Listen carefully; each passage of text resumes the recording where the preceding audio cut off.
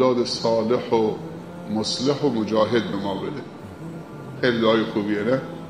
خودتون میدونستید که برای بچه های خودمون دعا میکرد، خودتون هم میگفتی آمین. خدایا ولدا صالحا مصلحا مجاهدا. چقدر خوبه فرزندی که صالح باشه در ذات خودش، به فکر صلاح دیگران هم باشه، مصلح هم باشه و مجاهد هم باشه، همیشه سرباز بدون مرخصی آماده جان بر کف برای عمران آبادی و جهاد در راه خدا.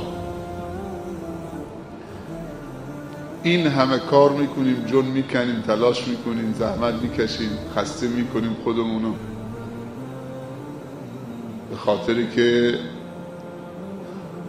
اولاد تحصیل کرده عالم، صالح، مصلح، با تقوا، خوب، مفید داشته باشه.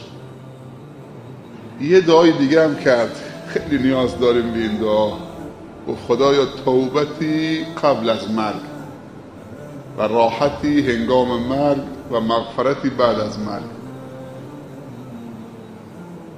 این هم یکی از دعاها بود. توبتا قبل الموت و راحتا عند الموت و مغفرتا بعد الموت. این هم خیلی نیاز داریم که قبل از مرگ توبه نصوح بکنیم و هنگام مردن راحت بمیریم. راحت مردن با شهاده دادن قبل از مرگ بگید اشهد ان لا اله الا الله و اشهد ان محمد رسول الله. پیامبر گفته هر کسی هنگام مرگ شهاده رو درست بده و شهاده بر زبانش بیاد شهادتین، پروندهش به نیکی جمع شده، بهشتیه. ولی شما فکر میکنید کار آسونیه. و مغفرتا بعد الموت. همه تون هم میگفتید آمین. آمین یعنی چی؟ یعنی خدایا استجابت کن.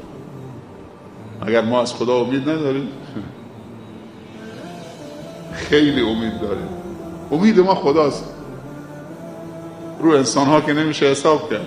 یه روز دوستت، یه روز دشمن، یه روز رفیقت، یه روز میفروشدت، با یک موتورسیکلت میفروشد. دوست خوب امروز خیلی کمیابه. عتیقه است، اگه باشه عتیقه است. دوست خوب که کمک انسان بکنه